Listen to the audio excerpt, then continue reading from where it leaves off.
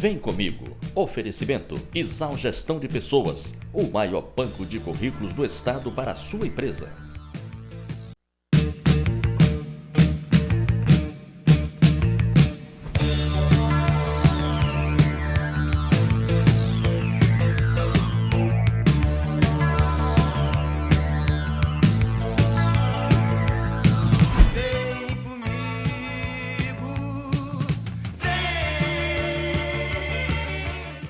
Meu convidado de hoje é vereador de Rio Branco pelo Partido dos Trabalhadores e uma das maiores lideranças do partido. Ele vai bater um papo aqui comigo, claro, sobre o PT, mas também sobre a esquerda, como deve se comportar nas eleições do ano que vem, aqui em nível estadual e também em nível federal. Eu vou bater um papo com o vereador da capital e meu amigo André Camay. Vem comigo. Vem comigo, no caminho eu explico. Vereador André Camay, cara, muito obrigado por ter vindo bater esse papo aqui com a gente hoje, uma alegria. Obrigado, meu irmão. Eu que agradeço. Satisfação grande. Legal, obrigado mesmo, Rodrigo. Tu sabe que eu tenho uma admiração grande, nós somos amigos, apesar não, né? Independente de qualquer coisa. E eu tenho acompanhado aí teu programa. Parabéns, cara, pelo sucesso, né? Você teve aqui alguns amigos nossos também, Inácio, né? Uma turma aí, parabéns pela condução até aqui. Legal, obrigado. O Inácio Moreira, inclusive, a gente tem um quadro que você vai participar no final. Eu pedi para ele te dar uma nota, ele te deu nota 9,5. Pois é, vou recuperar esse meio ponto. Deixa comigo. Vou recuperar. Vereador, e aí, como estão esses primeiros 5 meses, né? 4 meses e pouco de atuação na Câmara?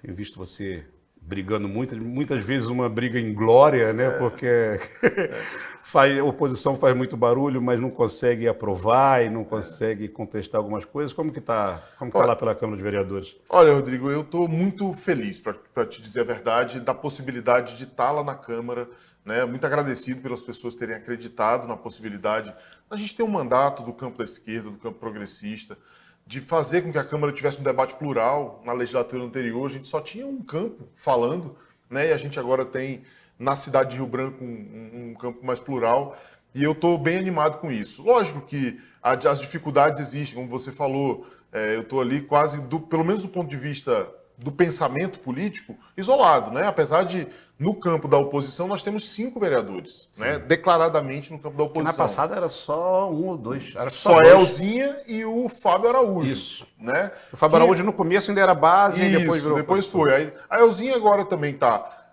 não está na oposição, tá na base, né? O partido dela está na base, mas ela ainda tem uma postura mais independente ali. Mas nós temos eu, o Weber Machado, o Nenê Almeida, o Zé Lopes e o Fábio Araújo. Nós estamos no campo da oposição, né?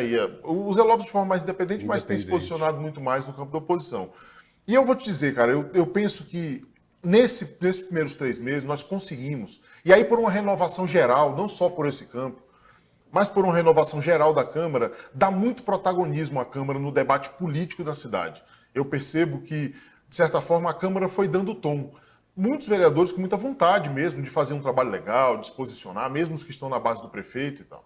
Né? Mesmo quem está na base do prefeito hoje tem feito muitas críticas ao prefeito, porque muito. Se você acompanhar a Câmara de Vereadores, você vai ver que, às vezes, vereadores da base são muito mais duros com o prefeito do que nós. Tem um mais depois, né? Faz aquela crítica mais...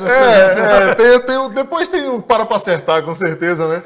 Mas tem isso. Mas é uma questão bem assim... A cidade está passando um momento de muita dificuldade, sabe, Rodrigo? Muita dificuldade. E eu procuro fazer uma oposição baseada na realidade, no cotidiano da cidade. Então, assim, eu fiz muitas denúncias, denunciei a questão da compra de ovo de Carapanã, agora tem essa situação desse empréstimo que o prefeito quer fazer aí, que a gente precisa discutir, porque ele quer passar tudo na galega, como a gente diz aqui, São né? 67 milhões, é isso? 67 milhões de reais. Com qual finalidade? Para comprar ônibus. Não é. Tem gente que está dizendo que é para comprar ônibus elétrico. Não é isso. Ele quer comprar uma frota de ônibus. Se eu não me engano, são 53 ônibus. Eu não tenho esse número, não lembro de cabeça isso, mas são 53 ônibus. Mas o transporte coletivo, ele não tem licitação? Exato. Bom, ele vai ser estatal? É isso aí que eu queria chegar. Veja o que está acontecendo hoje. O financiamento é bom. Aí, meu amigo, é governo Lula, aqui para você. financiamento do PAC Mobilidade, 8% ao ano, 7,5% ao ano de juros e taxas, 20 anos para pagar, 4 anos de carência. O financiamento, do ponto de vista financeiro, ele é bom. O problema é o seguinte, é que Rio Branco, a cidade de Rio Branco, o município, não tem uma frota. O que nós temos é um contrato de concessão. Isso. Que uma empresa assume o sistema e faz o sistema funcionar. O que o prefeito está querendo fazer não está claro. É esse o questionamento que eu tenho feito, sabe, Rodrigo? O prefeito precisa dizer para a gente o seguinte... Vai estatizar isso. Ele vai estatizar? Vai emprestar para a empresa, vai alugar, Pois é, né? ele vai estatizar. Se ele for estatizar, ele tem um custo adicional, porque esse dinheiro é só para comprar frota. Se ele for estatizar, ele tem que dizer de onde vem o dinheiro para contratar motorista, para contratar assistentes, para fazer ponto de ônibus administrativo e tal. Ele vai constituir uma empresa pública. Tem que dizer de onde sai isso, certo? Ótimo. Se ele vai fazer um modelo de PPP, ele precisa dizer para a gente onde que a empresa entra aí. Como é que a empresa vai ajudar a pagar esse empréstimo? O que é o modelo de PPP, querido? Parceria público-privada. Tá. Né? Que seria o seguinte, a prefeitura e a empresa adquirindo o bem e fazendo a gestão de forma conjunta. Ele vai passar esses ônibus para a empresa? Tá bom, vai passar, então isso vai ter impacto aonde? Na tarifa, porque nós vamos dar o equipamento. Então isso vai ser descontado na tarifa ou nós vamos pagar a tarifa e continuar subsidiando, como é feito hoje? Porque hoje, Rodrigo, não sei se você sabe, quando você passa na catraca, é R$ 3,50 que tu paga, mas a prefeitura paga mais 3 e pouco. Sim. O valor da tarifa não é R$ 3,50. O valor da tarifa é quase 7. Para quem paga um. Exato, inclusive para quem paga um. Você tem lá a complementação. Então, o que o prefeito não disse no projeto que ele mandou para a Câmara são essas coisas. Ele só mandou o contrato de financiamento e um pedido para que a gente aprovasse o empréstimo. Mas a gente não pode fazer isso. A gente precisa saber como que vai ser essa gestão. Se ele explicar, se ele disser como vai funcionar e se for coerente, se fizer sentido, eu acho que dá para todo mundo aprovar o empréstimo. Porque tem uma coisa, Rodrigo, que eu sempre falo para as pessoas dizem, não sei o que é empréstimo. Gente, empréstimo na gestão pública nem sempre é ruim. Sabe o que é ruim? Sabe o que é ruim? Eu vou beliscar num outro assunto aqui, mas é importante. É ruim o prefeito pegar 20 milhões de reais de recurso próprio, que é a arrecadação do nosso imposto do dia a dia, que serve para botar remédio no posto, para fazer as coisas acontecer, para tapar buraco e tal, e fazer aquele trambolho que ele fez lá na frente do Araújo Mix, aquele viaduto. Que foi o que ele fez. Ele pegou recurso próprio e fez ali. Ali é que ele devia ter feito o empréstimo. Não. Não? Não, porque primeiro eu acho que é uma solução atrasada. As cidades não estão mais fazendo isso. As cidades têm cidade até demolindo. Nós fizemos um, estamos fazendo mais dois. Pois é. As cidades estão demolindo o viaduto. Hoje, Rodrigo, a gente precisa fazer ligação de bairro. A gente precisa fazer duplicação de via. A gente precisa olhar o entorno da cidade. Ó, a gente tem um anel viário que só tem uma alça. Tem que fazer a outra, que é a Via Verde.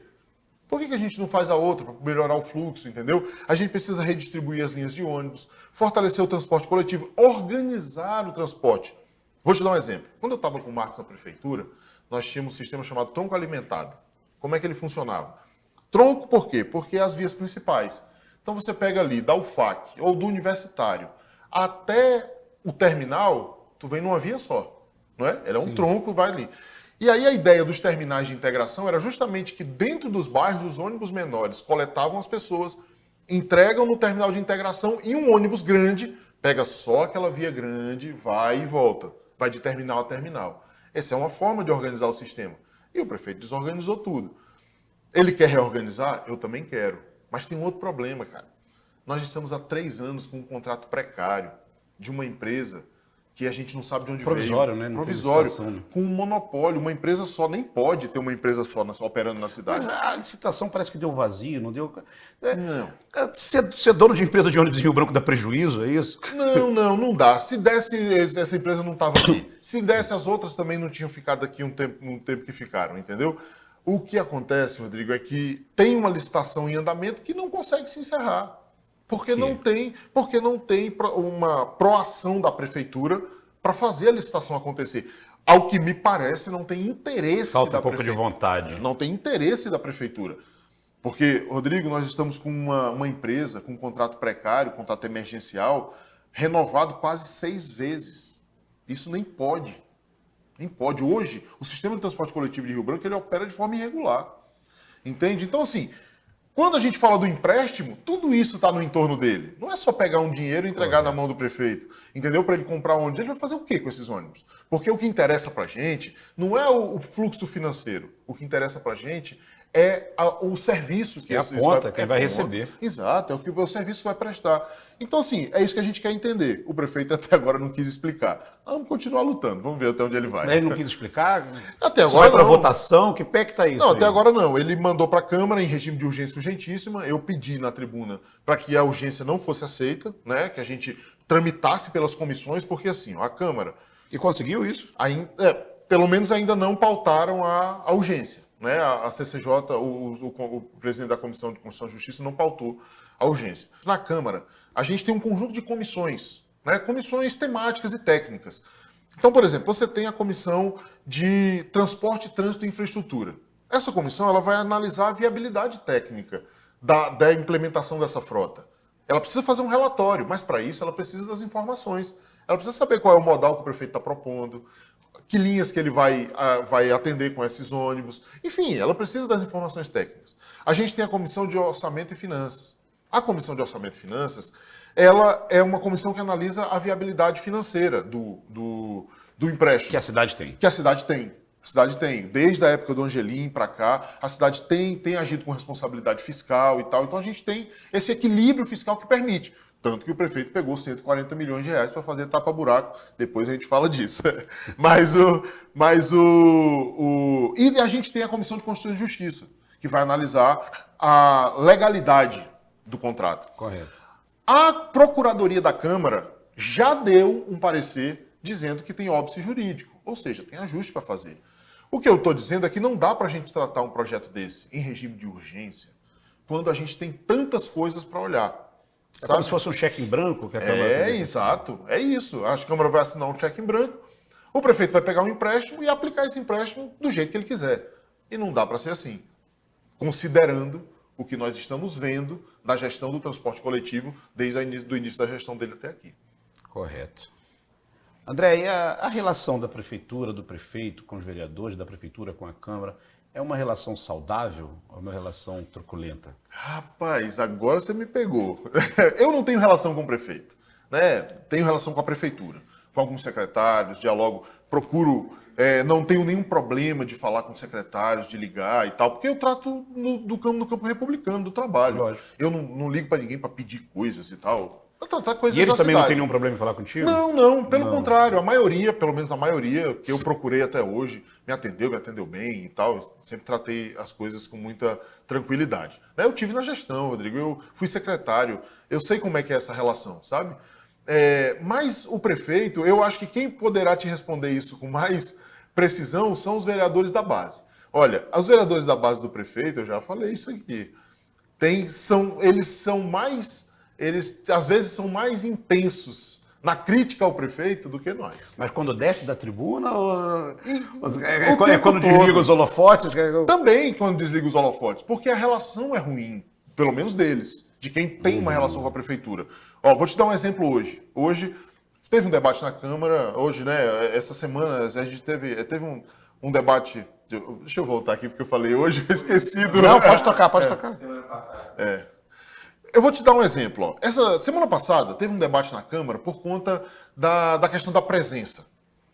Da presença dos vereadores na Câmara, porque o presidente da Câmara não estava lá. Tem uma galera faltando bastante, não tem? Pois tem tido esse problema. O presidente da Câmara não estava lá. Depois nós ficamos sabendo que o presidente da Câmara tinha ido para um evento com o prefeito para entregar cestas básicas que foram mandadas pelo governo Lula. Ele não agradeceu, mas foi o governo Lula que mandou.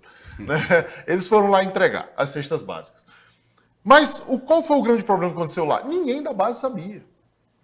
Então a revolta da base tem a ver com isso também. A prefeitura faz eventos no dia para entrega de coisas e tal, no dia que não é, que está tendo sessão e tal e tal. E pelo que eu percebi também, tem muita dificuldade no atendimento das coisas lá. Eu já vi vereador da base subir na tribuna para dizer que não consegue falar com o secretário, que manda documento e não tem resposta. Né? Então tem uma falta de organização aí nessa relação. Então, pelo clima que hoje eu sinto na Câmara, a relação não está boa. O clima que eu sinto hoje... Estou precisando de uma DR. Do clima que eu sinto na Câmara hoje, a relação da base do prefeito com a prefeitura está muito ruim. Ele precisa ajustar. Da minha parte, eu faço o trabalho da oposição, eu faço as denúncias que têm que ser feitas, eu faço o posicionamento que tem que ser feito e não espero afago do prefeito. Nenhum, eu não estou esperando nada dele, eu só espero que ele trabalhe. Né? E é a cobrança que eu faço. Eu sempre falo na tribuna, Rodrigo, toda vez que eu subo para falar alguma coisa de rua e tal, eu falo assim, olha, eu vou falar aqui de uma rua, mas quem mais apresenta problema de rua aqui é a base. E é verdade. É a base do prefeito das que sobe indicações. lá, das indicações. Já teve vereador da base que subiu com 200 indicações de ruas esburacadas na cidade. Né? E mostrou lá no telão da Câmara os buracos das ruas. Né? Bem parecido com esse que está aqui na entrada da sua rua. Com uma base dessa também. É isso aí. Mas, Camay, você já falou 2 vezes sobre essa questão das ruas. Você é um vereador, eu acompanho nas redes sociais, tudo que anda muito, que está aí nos bairros. Sim, sim. Como que estão as ruas? Como estão os bairros? Rodrigo. A gente passou no final do ano passado um grande programa, muito divulgado, que foi o Asfalto Rio Branco. Exatamente. Realmente, algumas ruas melhoraram, tudo. Natural. Como que está depois disso? Porque muito se escuta que assim, não, tá tudo esburacado de novo, tudo. Quem muito anda é político, carteiro, essas coisas. Então você deve, político que é atuante, né? Então você deve estar rodando muito. Como estão os bairros, cara? Ô, Rodrigo, eu tenho, como você falou, eu tenho andado muito nos bairros, muito mesmo, assim, porque um mandato como o meu não tem outro caminho se não for na relação cotidiana do povo. No dia a dia, conversando com as pessoas e tal. Né? E eu tento levar para a Câmara um pouco esse espelho. E, cara, essa situação da infraestrutura dos bairros é uma tragédia. Tragédia. Primeiro porque o prefeito passou 2 anos e meio, quase 3 anos, 3 anos, sem dar manutenção nas ruas da cidade, quase. E tentou resolver tudo de uma pancada só com o tal do Asfalto Rio Branco. O que o prefeito fez? Pegou 140 milhões de reais de empréstimo, botou mais 60 milhões, mais 50 milhões de recursos próprios da prefeitura, 190 milhões, para fazer um grande programa de pavimentação na cidade. E, segundo ele, ia pavimentar 100 quilômetros de rua na cidade de Rio Branco. Né? Primeiro problema que tem aí é como é que você faz empréstimo para fazer tapa-buraco? Porque tapa-buraco é manutenção. Você vai fazer todo ano. Não tem jeito. Esse papinho, às vezes tem gestor, eu fico irritado com isso, sinceramente. Tem gestor que diz, eu vou fazer e nunca mais vai precisar. É mentira. Sempre vai precisar. Sempre vai. Sempre tem que ter manutenção. Por isso que a prefeitura tem que ter uma programação de manutenção das ruas. Sempre. Né? O Angelim, por exemplo, fez um negócio muito legal quando era prefeito. Ao invés desses programas de fazer tudo de uma vez, ele conseguiu um dinheiro lá no BNDES, por exemplo. Aí falou, vou fazer o LBA. Aí foi lá e fez o LBA inteiro. Legal. Mas não deixou de dar manutenção nas ruas, nas demais ruas dos outros bairros. Agora eu vou fazer o Mocinha Magalhães. Aí ele foi lá e fez o Mocinha Magalhães inteiro. Eu vou fazer agora o Bom União. Fez o Bom União. Depois veio o Ruas do Povo, que fez também vários bairros e tal. E depois vem agora o Asfalto Rio Branco. O problema é que o Asfalto Rio Branco, segundo as palavras do próprio secretário de infraestrutura do Bocalon, Cid Ferreira, o Asfalto Rio Branco, no período da eleição, foi feito de qualquer jeito. O Cid deu essa declaração. Falou dessa forma? Deu essa declaração, sem tirar e nem pôr nenhuma letra do que eu estou te dizendo aqui. No período da eleição, a gente fez rua de qualquer jeito. Sério? Sério. Depois vou te mandar a matéria que tem essa declaração dele. Estava no site da cidade aí. Vou te mandar para você ver. E o fato, eu vi isso que aconteceu. O que aconteceu, Rodrigo? A prefeitura entrava, ou as empresas entravam, um monte de empresas pela cidade entrava numa rua, fazia o pavimento e saía. Não fazia sarjeta nem meio fio. Quando caía a primeira chuva, a água entrava por baixo do asfalto e arrancava o asfalto. A minha pergunta é, quem paga essa conta agora de ter que refazer as ruas? Né? Alguém tem que pagar. As empresas vão voltar lá e vão refazer. E aí agora, no início do ano, o secretário anunciou o encerramento do Asfalto Rio Branco. O problema é que ele anunciou que gastou 150 milhões. E eu quero saber onde é que está esses 150 milhões na cidade de Rio Branco. Porque eu ando na cidade e ela continua esburacada. Antes do Asfalto Rio Branco, o que, é que a gente tinha? Não era 190? Não, porque o restante do dinheiro era de recurso próprio. Ele não gastou os outros 40. O próprio ele não gastou. Ele só gastou 150. Ele gastou 140 do empréstimo, mais 10 de recurso próprio. Correto. Né? Mas o que é interessante, Rodrigo, você olhar é o seguinte. Antes do empréstimo, o que a gente tinha em Rio Branco? A cidade esburacada. Agora, a gente tem a cidade esburacada e uma dívida. É isso. É isso que a gente tem. Entende? Então, eu costumo dizer que eu não sou contra, e de verdade não sou contra empréstimo, mas empréstimo é para fazer investimento estratégico. Olha, a gente pegou empréstimo para fazer, por exemplo, o Shopping Popular. Ele é um investimento, ele é um empreendimento na cidade. Ele organizou parte do centro da cidade.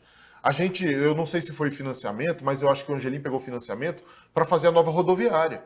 A gente tinha que fazer uma rodoviária nova, parte da logística da cidade, da garantia de transporte das pessoas. Não tinha mais como ter aquela rodoviária na cidade nova. Exatamente, não dava mais. Então ele foi lá e fez aquela nova rodoviária.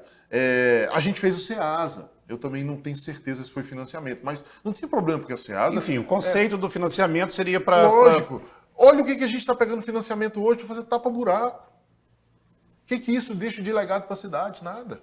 Nada. Entendeu? E numa cidade que tem 500 quilômetros de rua, como é que você pega um financiamento para fazer 100? Ou seja, 400 você deixa largado. Entende? Então, a gente precisa ter uma programação de manutenção das ruas da cidade. Está muito ruim. Muito ruim. Tem ruas que não dá para andar, meu irmão. Não dá para andar. É impossível, não dá para trafegar. Tem rua que só anda a pé. Tem rua que é só mato. E o prefeito ainda inventou, e para encerrar essa parte aqui, inventou um negócio de que não pode, porque está judicializado as ruas do que eram Ruas do Povo. Sim. E eu fui. Isso aí foi muito ventilado. Eu fui em algumas Ruas do Povo. E aí eu desafio você, e quem quiser ir em ruas que foi feito pelas Ruas do Povo, perguntar para as pessoas. Vem cá. Depois que fez essa rua aqui, quanto tempo ela aguentou sem manutenção? Todo mundo vai te dizer 2 anos, 2 anos e meio e tal. No Asfalto Rio Branco, nós estamos falando de 6 meses.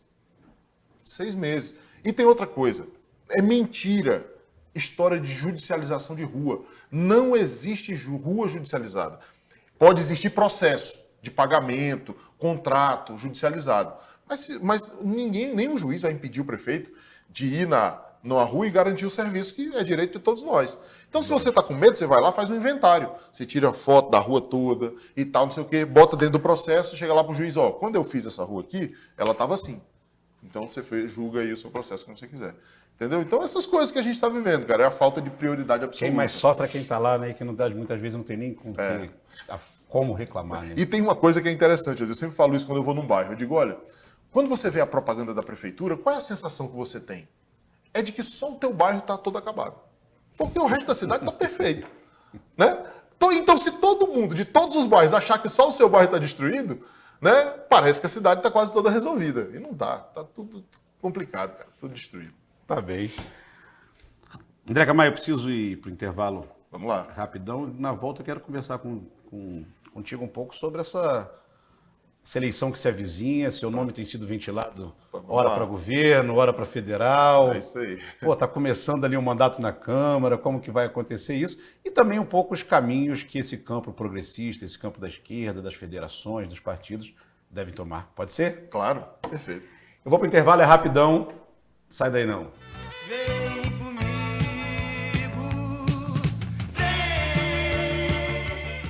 vem comigo, no caminho eu explico.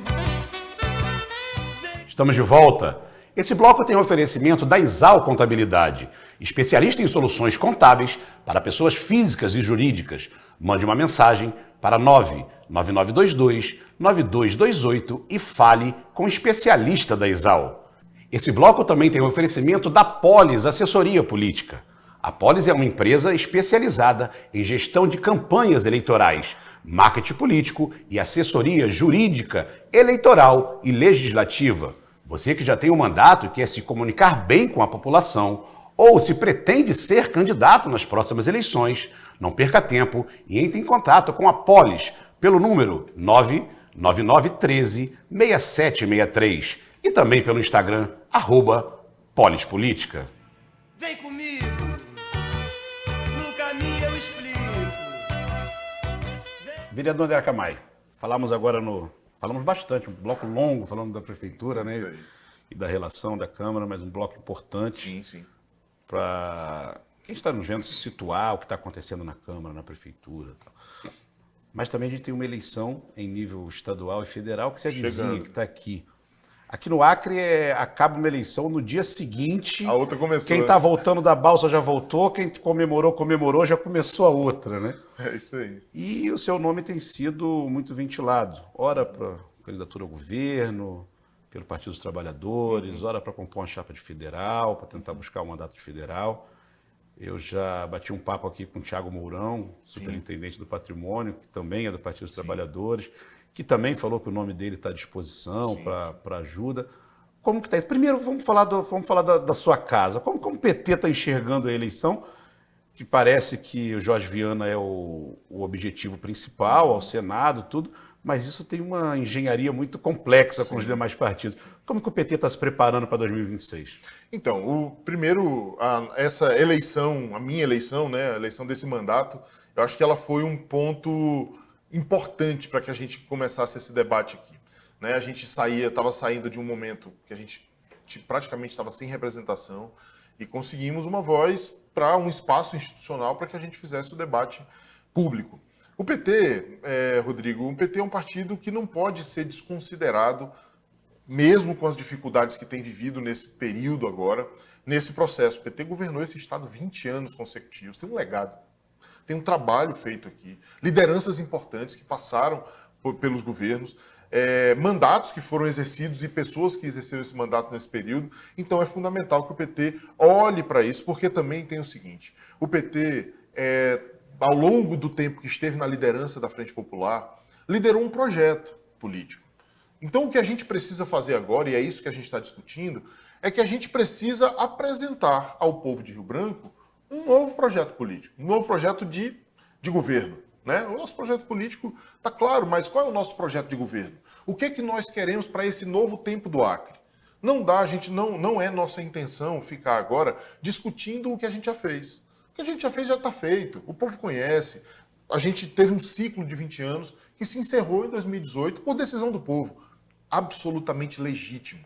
Né? Legítimo da democracia. Aliás, eu sempre digo isso, o povo foi generosíssimo com o PT, nos dando a possibilidade de governar por 20 anos. Acho que nós demos a resposta necessária naquele período, mas é natural que haja uma mudança. Agora, nós precisamos debater a realidade atual do Acre. Nós precisamos debater o Acre atual, o que está acontecendo hoje. Né? Os índices, as dificuldades, as possibilidades de investimento que o Acre precisa ter. Então o PT está focado nisso. O PT está focado, e a Federação Brasil da Esperança, que une o PV e o PCdoB também. PT, PCdoB e PV. E PV, é a Federação Brasil da Esperança, que é a federação na qual nós disputamos as duas últimas eleições. A outra nesse campo progressista tem a Rede e o PSOL. E o PSOL, tá, okay. A Rede e o PSOL. Então, o primeiro ponto é esse. Então a gente precisa olhar para o Acre e fazer um debate sobre o Acre. Por isso, nós entendemos que nós devemos ter uma candidatura ao governo. Porque nós precisamos estar no debate sobre o futuro do Acre. Do PT, que você diz, ou desse campo da esquerda? Desse campo. Não só dessa federação, do campo. Sim, que correto. Inclui, na minha opinião, o PT, que inclui o PT e a federação, que inclui a Federação do PSOL e da Rede, que inclui o PSB, que inclui outros partidos que a gente pode chamar para dialogar. O PSD, do Petecão é o PSD, não é isso? Também, do Petecão? Também está na base do governo Lula, tem feito um trabalho, a gente está aberto para dialogar e buscando, na verdade, dialogar com todos, porque a gente precisa constituir uma frente, precisamos constituir uma aliança para fazer a disputa. E nesse sentido, a candidatura ao governo precisa ser um fator de unidade dessa aliança. Ela não pode ser um fator de disputa interna, ela precisa ser um fator de unidade. Quem é o nome ou quem é a liderança que unifica e que constrói melhor essa aliança? Então a gente está pensando nesse sentido.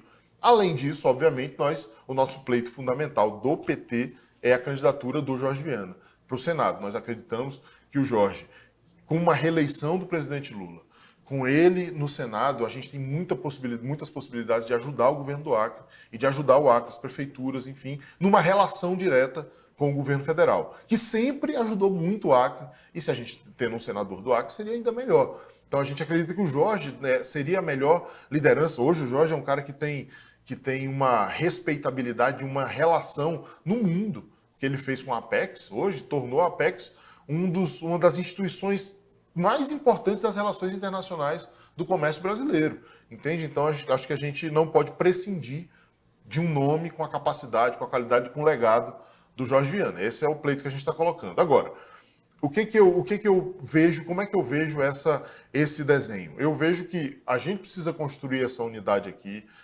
ter uma chapa majoritária, mas ter as chapas proporcionais que garantam que a gente eleja deputado estadual e deputado federal. Fundamentalmente, no país, Rodrigo, o que a gente está olhando é que a gente precisa mudar a correlação de força, por exemplo, no Congresso Nacional. Então o Acre precisa colaborar com isso. A gente tem que fazer esse esforço aqui para ter candidatura federal e ter candidatura estadual que possa fazer essa disputa. Então, é isso. Quando eu olho para a disputa de governo, o papel que no nosso campo tem é muito importante. Porque e tem uma outra coisa fundamental nisso. Se você olhar os outros candidatos, eles são frações de um mesmo projeto ou de um mesmo grupo. Não chamo nem de projeto. Porque se eles tivessem um projeto, eles não estavam brigando. Se eles tivessem um projeto para defender, não tinha candidatura da Maílza, do Nicolau, do Alan e do Bocalô. Eles não teriam 4 candidatos lá.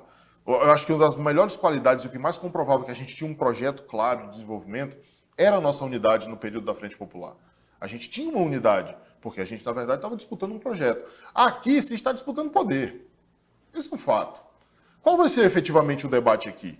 Vão debater o governo do Gladys?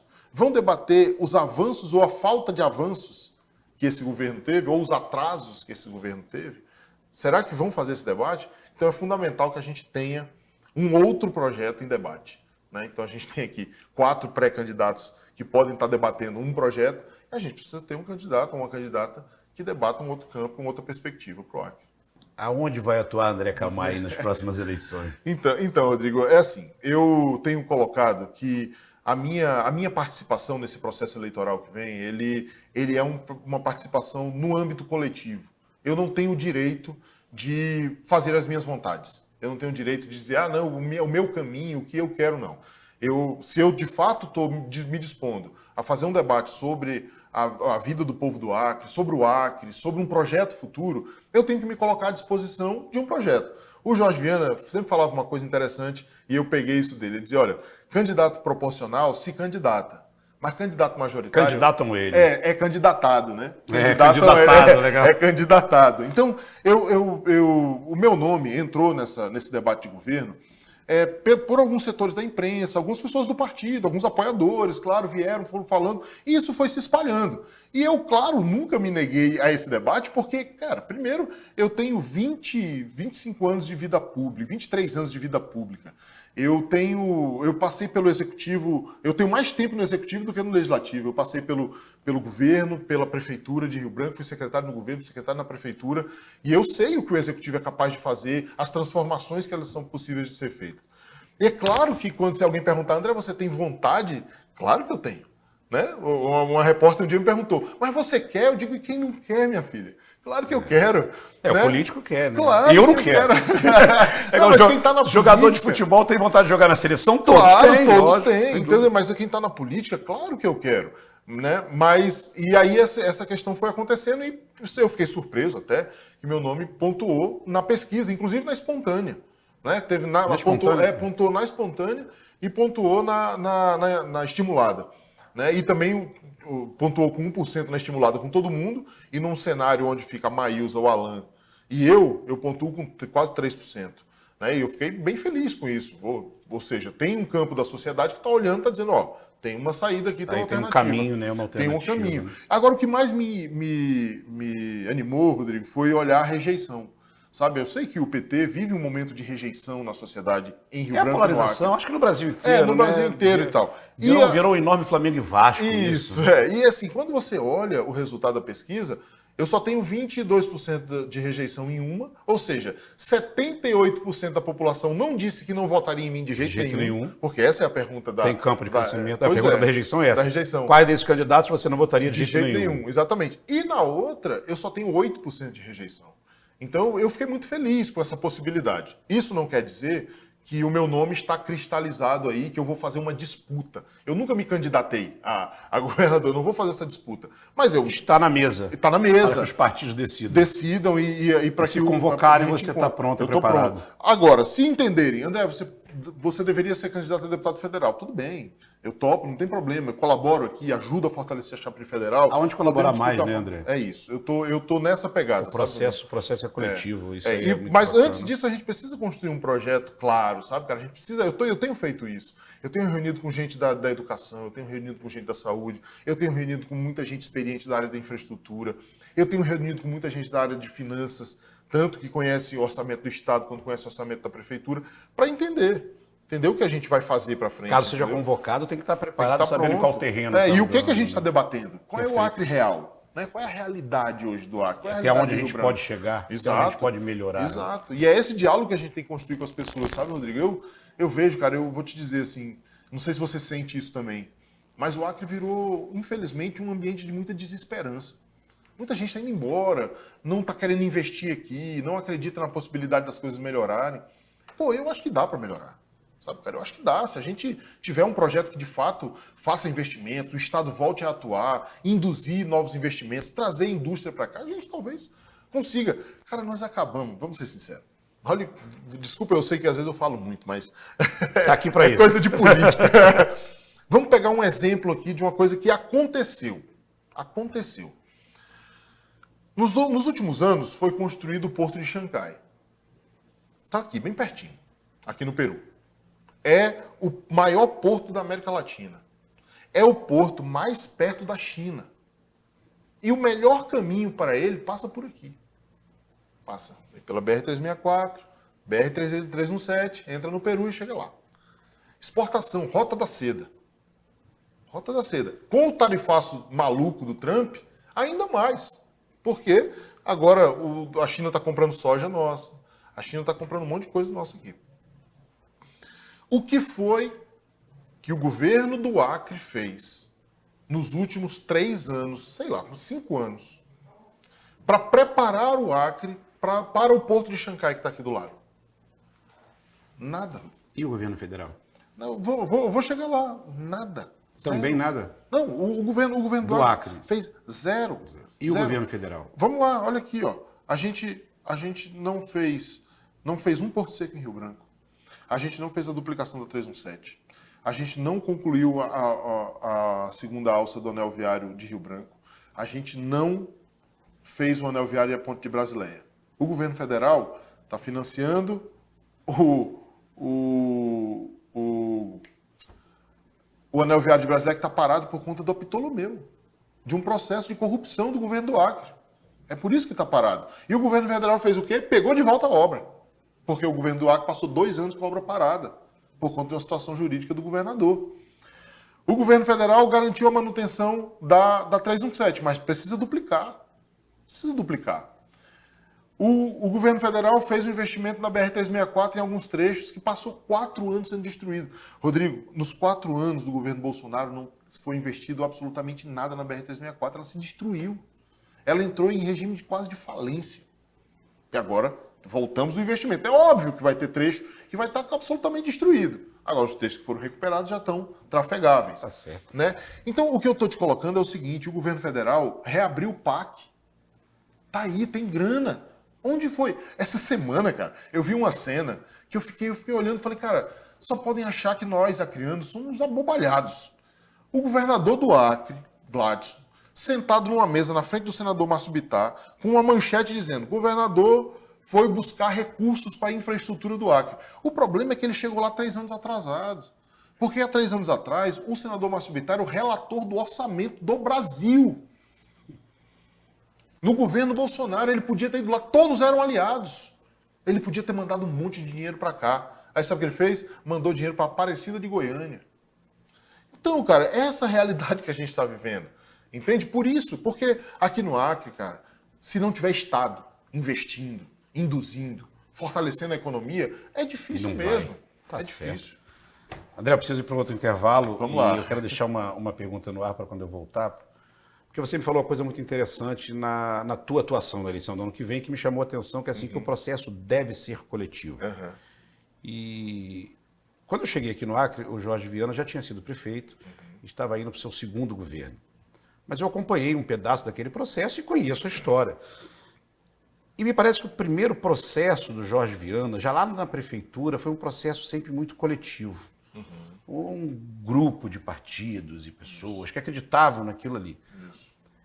Essa candidatura do Jorge Viana ao Senado agora, ela vai num sentido oposto? Ela está muito mais pessoal do que coletiva?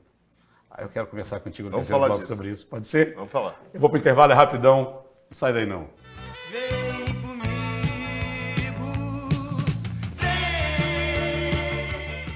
vem comigo, no caminho eu explico. Estamos de volta e esse bloco tem um oferecimento da Sete Limpe, especialista em limpeza para sua casa, seu escritório, sua empresa ou sua residência. Eu mesmo fui lá conferir. Solta o vídeo aí, produção. Eu hoje vim conhecer a loja que está fazendo a diferença na limpeza da sua casa e também do seu negócio. É claro que eu estou falando da Sete Limpe. Vamos conhecer? Vem comigo. Eu agora vim conhecer aqui o representante comercial da Sete Limpe, o William Silva. William, parabéns pela loja, muito bacana. Estou vendo aqui coisas interessantes, William. Você consegue ver aquele detergente, aquele produto que você também vê nos mercados, logicamente, mas você vê uns produtos exclusivos, de grande porte e tudo. Aqui é para atender desde o pequeno apartamento à grande empresa, é isso? Exatamente, Rodrigo. Atuamos no mercado desde 2017 com uma vasta variedade de produtos de limpeza, onde atende desde do público doméstico ao público industrial, aos produtos industriais. Hoje, como você pode ver na loja, temos produtos que vai desde a dona de casa também ao empresário, que tem uma demanda maior, né? Hoje trabalhamos com produtos com alta concentração, onde o custo-benefício disso vai ser bem maior para aquele que tem uma necessidade de consumo maior. Entendi, maravilha. Então vamos fazer o seguinte, vamos dar um exemplo assim. Eu tenho uma empresa de médio porte ali, 2 andares e tal, e eu quero o produto de limpeza. Aqui o custo-benefício vai ser melhor, porque além de eu ter um produto mais concentrado, melhor, próprio para minha empresa, parece que vocês ainda fazem entrega, é isso mesmo?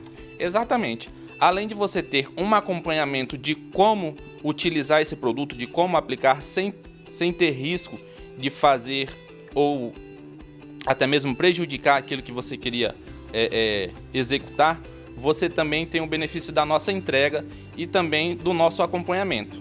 Parece que a entrega é grátis, é isso mesmo? A partir de R$100 a entrega é grátis. Maravilha, show de bola. Então até para apartamento serve.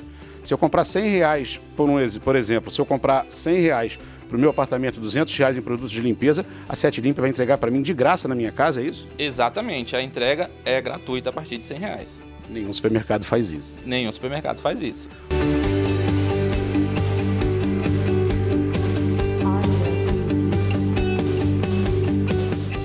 O melhor custo-benefício para limpeza é na... Sete Limpe. Aonde? Coronel Alexandrino, Bosque 455. Tá certo. É isso aí. Vim hoje conhecer aqui a Sete Limpe, que dá muita facilidade para você na hora da limpeza, seja no seu apartamento, na sua casa ou na sua empresa. William, muito obrigado. Foi um prazer conhecer a Sete. Muito obrigado, Rodrigo. E esperamos por vocês. É isso aí. A Sete Limpe é especializada em produtos de limpeza no varejo e também no atacado. Na Sete Limpe você encontra desinfetantes, detergentes, sabão em pó, limpadores profissionais e muito mais.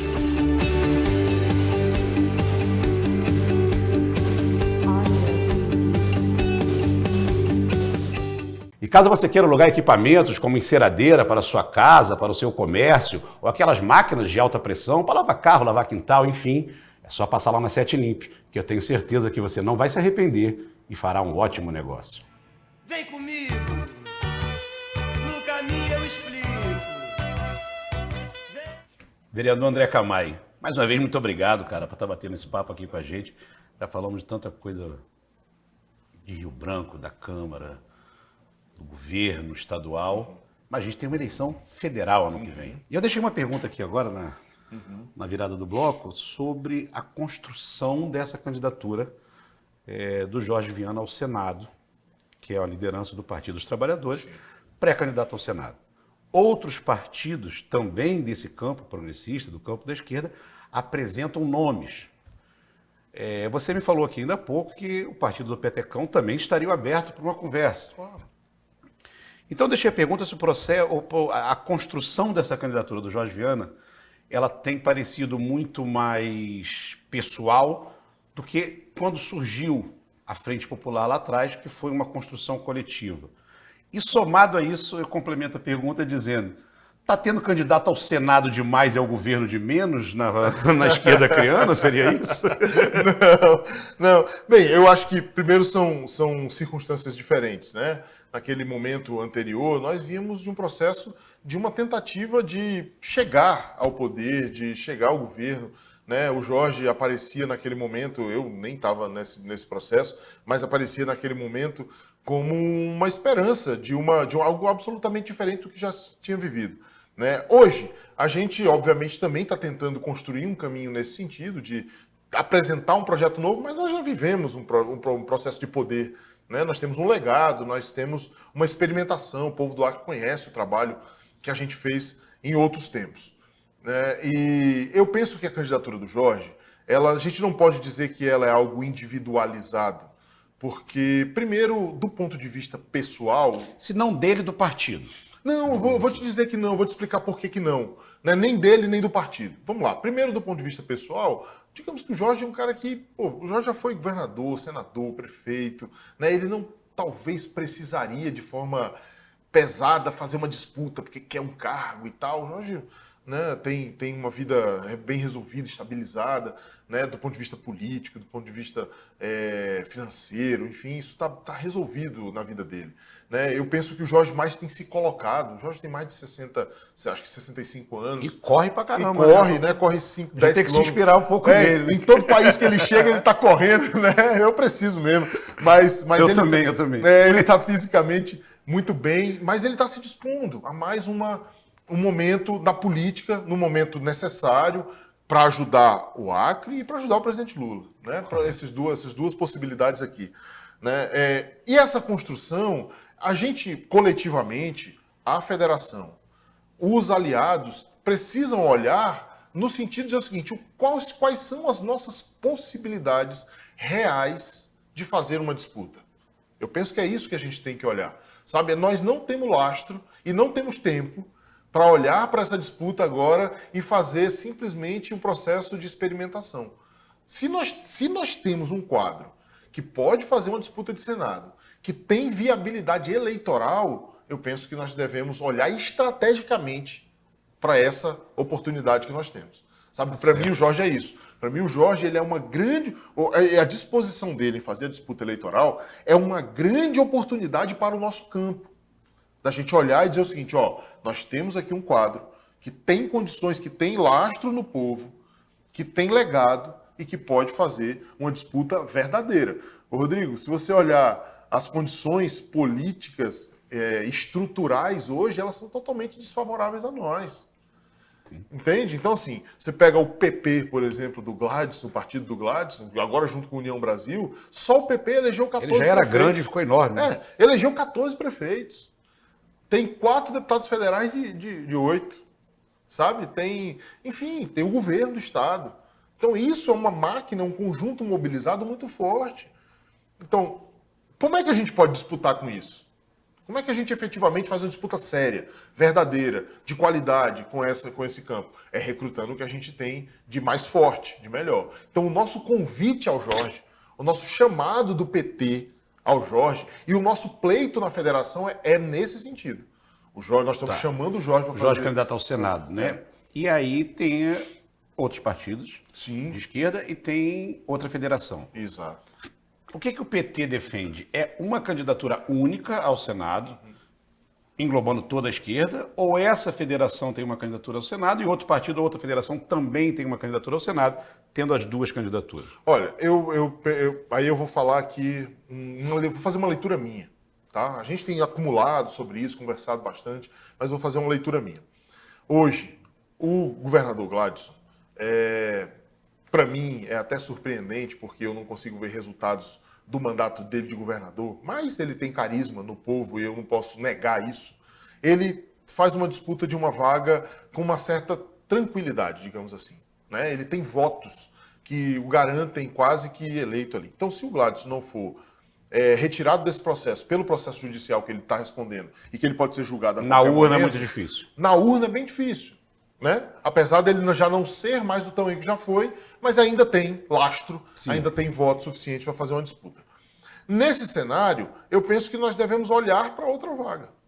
E aí, taticamente, a gente tem que olhar e ver como é que a gente acumula força para que essa segunda vaga a gente faça a disputa dela com mais segurança. E aí eu defendo que a gente tenha candidatura única para o Senado, que a gente concentre Mas força. aí, André, você não liberaria, já que eu voto em 2. Se um campo político tem só um candidato, você está forçando esse eleitor a votar na segunda vaga no seu próprio adversário. Não, talvez. sim, porque assim, nós temos outros candidatos que vão orbitar também aqui. Você pega o Petecão. O Petecão será candidato. Será O candidato PT, ao teria, Senado. o PT teria algum problema de fazer essa dobradinha para o Senado Jorge e Petecão? Não, eu acredito que não. Eu acho que a gente não faria formal, porque nem o Petecão está construindo um outro caminho aí, com o MDB e tal, com outro caminho. Mas formal não, mas eu acho que naturalmente boa parte desse sim, campo não, talvez sim. aderisse à O candidatura eleitor- o dele. eleitor- Faria esse movimento aqui. O eleitor às vezes faz uma salada assim, né? Ele vota no extrema direita isso. para uma coisa, no extrema de esquerda para outra. E tá tudo isso. aí, né? A gente tem essas coisas, né? Mas eu penso, olhando nesse momento, eu penso isso aqui. Agora, com o Gladson fora do jogo, eu acho que cabem outras candidaturas nesse cenário que você colocou. Aí você tem o eleitor olhando de forma mais diversificada e tal, uma possibilidade ali, até porque esse eleitor do Gladson vai ter que procurar um segundo voto. Né? Ele vai procurar na verdade, o primeiro e o segundo. Né? Ele vai ter que fazer. Se o Gladson, se o governador estiver inelegível, ele vai ter que procurar o primeiro, e o segundo, né? Ele vai ter que se aí reorganizar. embola muita coisa, né? Você tem um fator aí que surge agora, a Mara Rocha, que estava fora do jogo, mas chegou e pontuou bem nas pesquisas. Chegou chegando, né? Chegou bem. Chegou chegando, né? Não dá para desconsiderar. Ela foi a mais votada quando foi eleita deputada federal da outra vez. Ela vai por qual campo, André? Me parece que ela está no Novo, no partido ali que é hoje coordenado pelo Jarude, né? O deputado Jarude. Sim. Ela está ali no Novo, extrema-direita. Né? Como eu digo, o Novo é a extrema-direita de sapatênis. Ela vai estar ali, naquela turma ali. Nacionalmente, né? Aqui não, né? Aqui parece que o Novo... Aqui também. Aqui também. Eu vi uma entrevista, inclusive eu vou trazer o deputado Jarude aqui, mas eu acompanhei na época da candidatura a prefeito uma entrevista do Emerson Jarude. Eu vou ser deselegante, não vou conseguir dizer onde foi, não vou lembrar, para dar os créditos. Mas ele defendendo assim que o ônibus fosse de graça para o estudante, tudo. Eu falei, cara, mas é tão liberal, ônibus de graça, não tá batendo. Eu falei assim, cara, o Novo aqui no Acre, ele tá meio canhoto, não? Não. É igual o Bocalhon. Você olha o Bocalhon, tem alguém mais bolsonarista do que o Bocalhon aqui, além do Márcio Bittar? O Bocalhon. Aí você vê o Bocalhon, ele tá fazendo uma fábrica de leite de soja. Né, dos dois? Assim, ele tá fazendo uma fábrica de leite de soja, ele tá querendo estatizar o sistema de transporte coletivo, ele tá fazendo uma beneficiadora de arroz da prefeitura, uma beneficiadora de feijão da prefeitura. Ou seja, ele está estatizando tudo. Né? Dá uma ficha de filiação do PT para ele. Eu não sei quando o Tarcísio ficar sabendo disso, você vai ficar feliz. Né? O Tarcísio que gosta de privatizar tudo, mas é isso. Então, assim, cara, eu vejo essas possibilidades. Agora, o que eu tenho defendido, Rodrigo, para finalizar essa questão do Senado? Eu tenho defendido que não se pode discutir a possibilidade de vetos nesse nosso debate. Não nesse momento. Nesse Não. momento é quem Tudo tiver cartas põe na mesa. Claro, tudo precisa ser fruto de construção. Então, por exemplo, a Rede tem um pré-candidato ao Senado.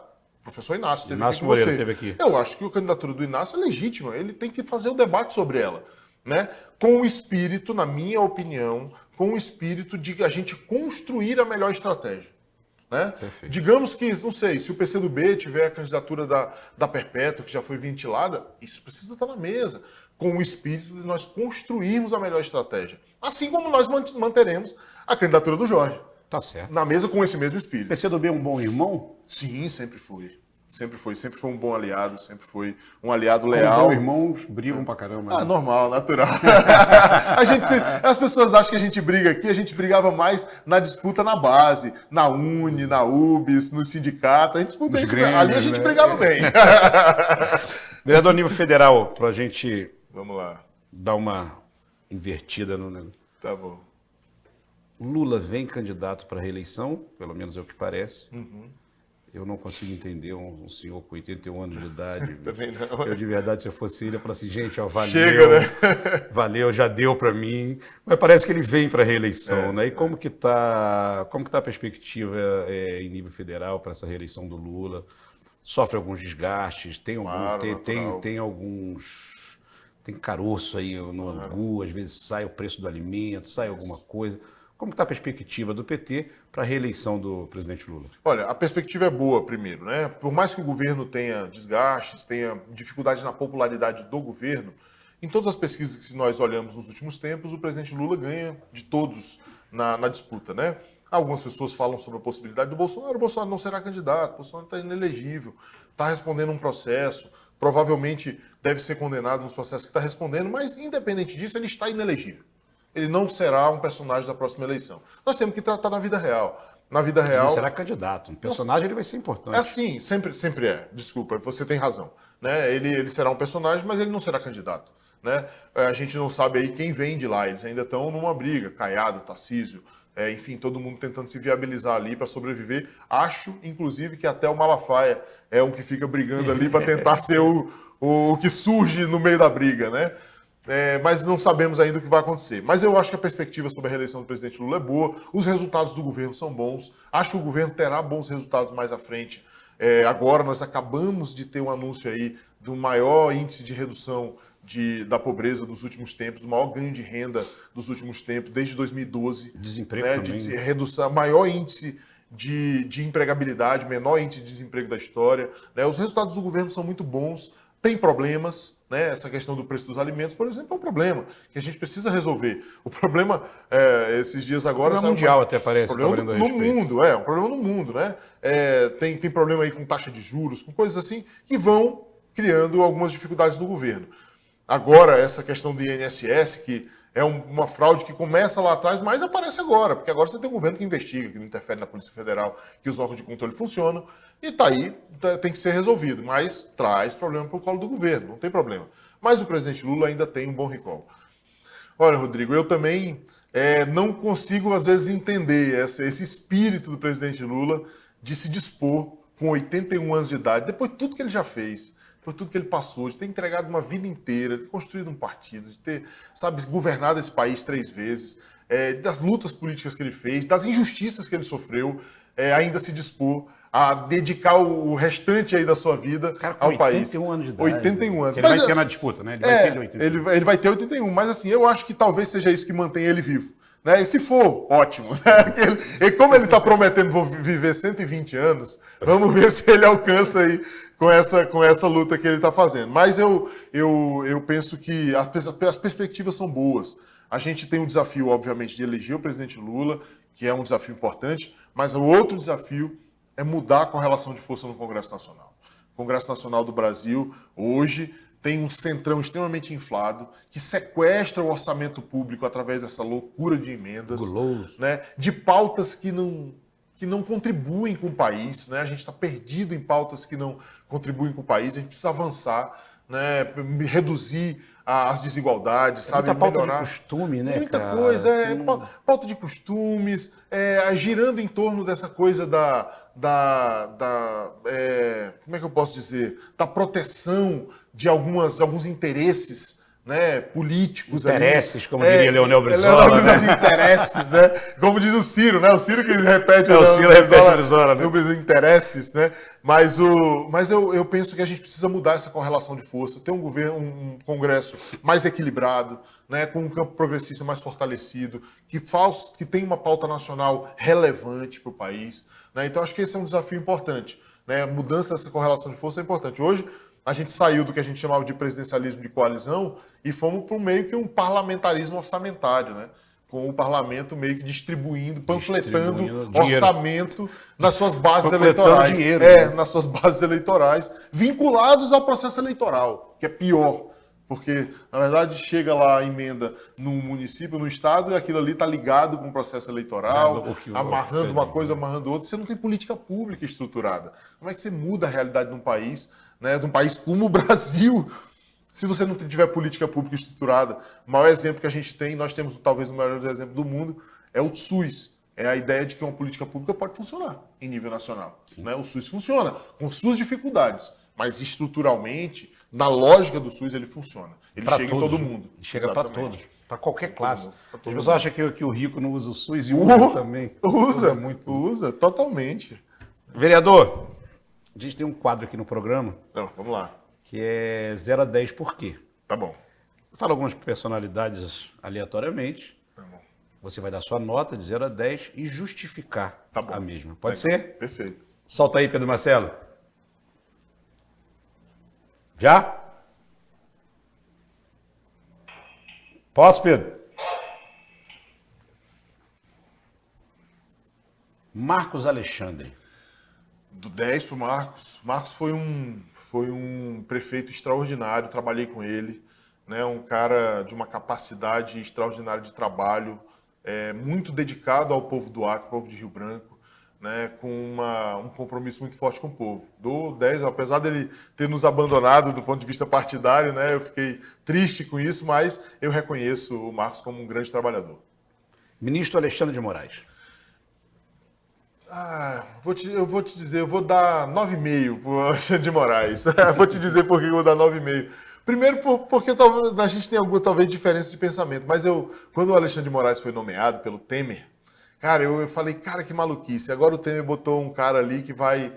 E esse cara me surpreendeu. Eu te digo, Rodrigo, a democracia do Brasil hoje, ela se sustentou no povo brasileiro, que sustentou essa democracia, porque aquela turma ali do 8 de janeiro é um pedacinho, um grupo de pessoas. Mas o povo brasileiro, que reelegeu o presidente Lula, que garantiu o processo eleitoral acontecer, que reelegeu o Congresso Nacional, que não permitiu que a gente tivesse um golpe, mas se deve também à coragem do Alexandre de Moraes, do ponto de vista institucional, de não ter fraquejado para tentativa golpista dos militares, de alguns militares, dos militares não, mas do Bolsonaro, com alguns militares. Ainda bem que boa parte dos militares não topou. Ainda bem. Essas Forças Armadas não topou essa aventura. Então, eu dou 9,5 para Alexandre. Governador Gladson Camelim. Rapaz, eu vou dar 3 pro Gladson. Vou te dizer por quê. Porque o Gladson é um cara que eu tenho que reconhecer a capacidade dele da interlocução com o povo.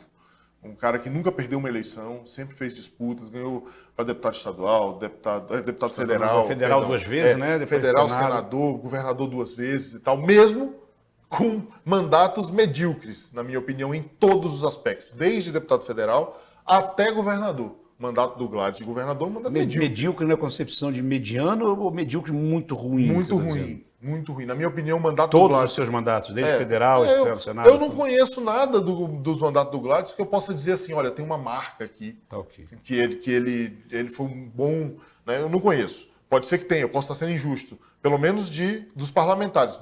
De Estado, aí eu falo com segurança. Aqui eu falo com segurança. Eu não conheço nada, nenhum resultado do governo do Gladys que eu possa dizer assim, o Gladys pegou o Acre nesse patamar aqui e elevou para esse aqui, nesse aspecto. Eu não conheço.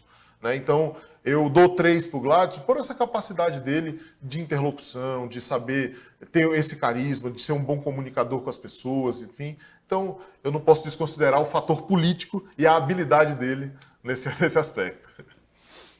Senador Márcio Bittar. 0. Por quê? Porque o Márcio Bittar, o propósito dele de sociedade, para mim, é danoso. É danoso. O Márcio Bittar não contribui efetivamente com uma sociedade plural, com uma sociedade justa, com uma sociedade onde tem a justiça social, tem adotado pautas da extrema-direita, das piores que você pode imaginar, que eu posso imaginar pelo menos. Então, do meu ponto de vista, eu não conheço contribuições reais do mandato do Márcio Bittar. Eu vejo discurso, ele disse que ia botar 200 milhões para fazer a recuperação do São Francisco, ninguém nunca viu isso. Né? Fez propaganda, falou, faz muito discurso, faz muita coisa, é um falso moralista, faz discurso de Deus, pátria, família, mas na intimidade a gente já viu aí pela imprensa qual é a prática dele, então eu não tenho como admirar ou tirar alguma coisa dele. Tião Bocalon. Rapaz, o Bocalon. O Bocalon eu vou dar 2 para ele pela persistência. O Bocalon é um insistente, é um persistente. Acho que tem que reconhecer a capacidade dele de fazer as disputas eleitorais, de ganhar. Ele ganhou 2 eleições para a prefeitura, não podemos desconsiderar isso. O povo reelegeu ele. Eu não vou ficar aqui discutindo quais foram as razões da reeleição dele, mas ele ganhou, né? Ele teve a maioria dos votos. Mas eu penso que a gestão do Bocalhau para Rio Branco tem sido muito ruim para a cidade, muito ruim. A gente inverteu completamente as prioridades. Uma cidade que tem os problemas que tem, não podia estar tendo os investimentos que está tendo. Os investimentos que estão acontecendo em viaduto, enfim, nas bobagens que ele faz aí com vaca mecânica e tal, deveriam estar se convertendo em escola, unidade de saúde, infraestrutura de bairro, iluminação pública, porque esse é o papel de um prefeito. Não dá para uma prefeitura ser tomada pela vaidade, pelo ego de alguém. Então, eu dou 2 para o Bocalhau pelo sucesso dele mesmo dentro do desastre. Vereador, Obrigado, meu irmão. muito obrigado. Eu te Bom agradeço. papo, sucesso na caminhada aí na Câmara de Vereadores. Eu desejo sucesso para o prefeito, desejo sucesso para vocês.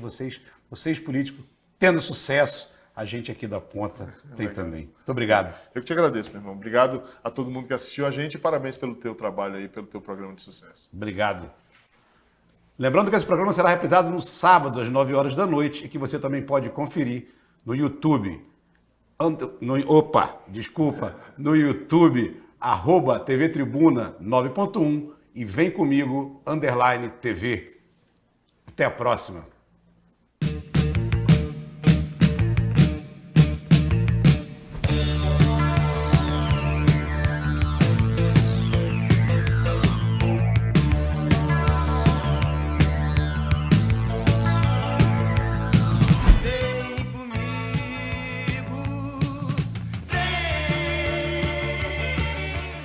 Vem comigo, Vem comigo. Oferecimento Izal Gestão de Pessoas, o maior banco de currículos do estado para a sua empresa.